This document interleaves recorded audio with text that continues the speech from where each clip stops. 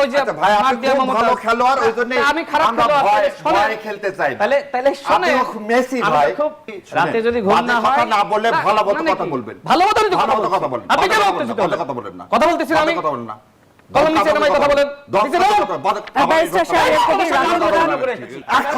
দুজনের প্রতি শিষ্টাচার রাখার অনুরোধ জানাচ্ছি। রাষ্ট্রপতি ব্যারিস্টার শাহরিয়ার কবির। শাহরিয়ার ভাইয়ের কথাগুলো শুনছিলাম। তিনি ভারতের বিরুদ্ধে বলছিলেন। তার বক্তব্য শুনলে মনে হয় যে তিনি একজন আগ্রাসন বিরোধী নেতা। তো এই বাংলাদেশে আগ্রাসনের সবথেকে বেশি শিকার হয়েছে বিএনপি, এবং তিনি তার শুরুতে বললেন যে বিএনপি চাইলেও কখনো ভারতের সাথে যেতে পারবে না। অর্থাৎ তিনি তার ওই শুরুর বক্তব্যের মাধ্যমে তার শেষের বক্তব্য যে আসলে অপ্রয়োজনীয়, অনর্থক, তিনি নিজেই প্রমাণ করেছেন। যাই হোক, এখন ডাক্তার জাহিদুর রহমান, তিনি আমরা দেখেছি যে শেখ হাসিনার আমলে তিনি ফেসবুকে, ইউটিউবে তার মতামত বিশ্লেষণ করতে আমরা দেখেছি। সেই সময় ভারতীয় আধিপত্যবাদের বিরুদ্ধে তিনি অনেক বক্তব্য রেখেছেন, যে কারণে শেখ হাসিনা রেজিমেই তাকে আসলে ভারতে ব্ল্যাকলিস্টেড করা হয়, এবং তিনি মাননীয় প্রধানমন্ত্রীর উপদেষ্টা হওয়ার পরেও সেই লিস্ট থেকে আসলে তার নাম বাদ দেওয়া হয়নি। আর সম্ভবত আমি যতটুকু গণমাধ্যমে দেখলাম যে তিনি আসলে কূটনৈতিক পাসপোর্ট না, সাধারণ পাসপোর্ট নিয়ে সেখানে গিয়েছিলেন, এবং এটি একটি সরকারি সফর ছিল।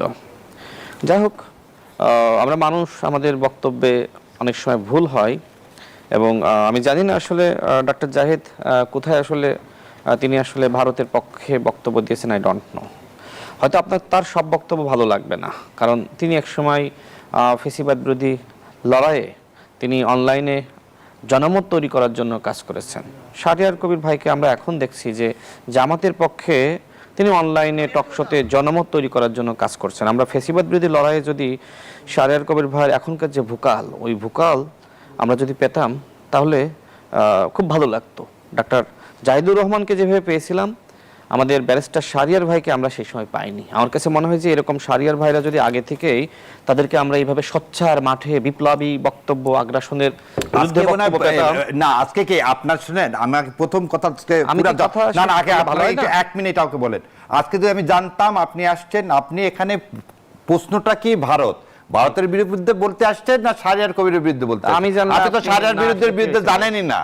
আপনি যে এইভাবে ব্যক্তিগত আক্রমণ ছেড়ে ভারতের পক্ষে না বিপক্ষে সেটা বলেন। আপনি কথা বলেছেন না। না না, আমি তো আপনার বিরুদ্ধে একটা কথাও বলিনি। আমি তো মনে হচ্ছে যে আপনি আমাকে শাহরিয়ার ভাইকে ছেড়া তুলতে তোলেন।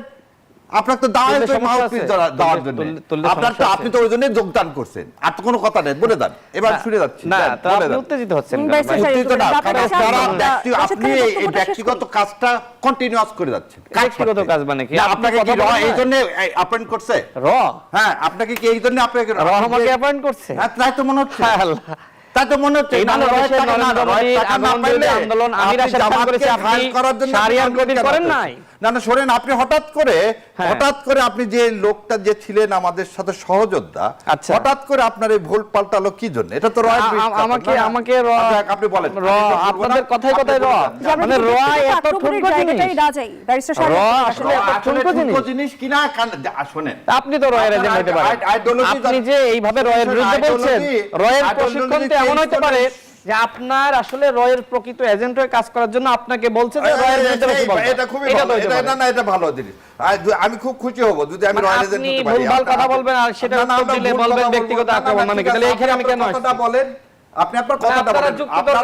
আপনারা বলেন যে ভালো খেলোয়াড় আসলে খেলবো না। ওই যে ভাই আপনি খুব ভালো খেলোয়াড়, ওইজন্য আমি খারাপ খেলোয়াড় ভয়ে খেলতে চাই। তাহলে শুনে মেসি ভাই, আপনি মেসি, আমি তো খেলাই জানি না, আমি খেলবো কেন আপনার সাথে? আমি যদি জানতাম, না না শুনেন, আমি সেজন্য দর্শক হয়ে থাকতে দেখেন আমি কেমনে বলি। না না, আমি দর্শক হয়ে, আপনি তো ভালো বলেন, জানেন তো দর্শক হতে তাই। আপনি শুনেন, আপনি রাতে যদি ঘুম না হয়, না বলে ভালো কথা বলবেন। ভালো মতো কথা বলবেন। আপনি কেন কথা বলেন না। কথা বলতেছি আমি, কথা বলেন না। কলম নিচে নামাই কথা বলেন।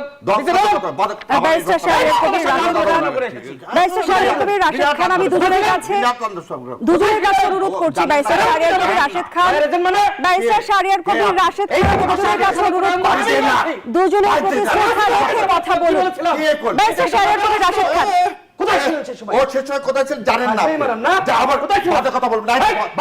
ব্যারিস্টার শাহরিয়ার কবির, রাশেদ খান, আপনারা একটা ন্যাশনাল টিভিতে আছেন, জনগণ আপনাদের দেখছে।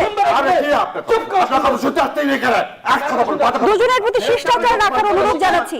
রাশেদ খান, ব্যারিস্টার শাহরিয়ার কবির, আমি আপনার কথা নোট করি। ব্যারিস্টার শাহরিয়ার কবির, রাশেদ খান, আমি দুজনের কাছে অনুরোধ জানাচ্ছি, অনুরোধ জানাচ্ছি আপনারা নিজেদের নির্ধারিত সময়ে কথা বলি। আপনার কথা আমি নোট করেছি।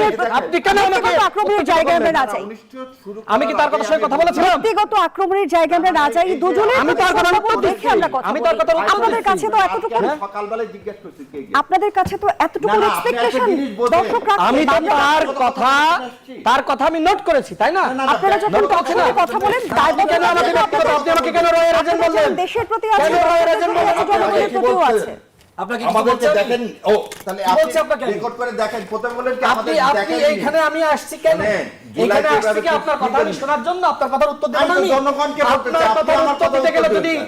যদি ব্যক্তিগত আক্রমণ আরে হয়, আপনার কথা, তাহলে আপনার আপনি তো কি বিএনপিকে ব্যক্তিগত আক্রমণ আক্রমণ করেন নাই? করিনি। আপনি কি ডাক্তার জাহিদুর রহমানকে আক্রমণ করেন নাই? আরে বাবা রে, আমি ব্যারিস্টার শাহরিয়ার কবির, রাশেদ খান, আমরা যদি একটু মাথা ঠান্ডা করে আপনি শুনি, আমার কথা আপনারা বলতে কিন্তু আমি যে কারণে অনেক জনগণের কাছে, দর্শকের কাছে অনুকরণীয়।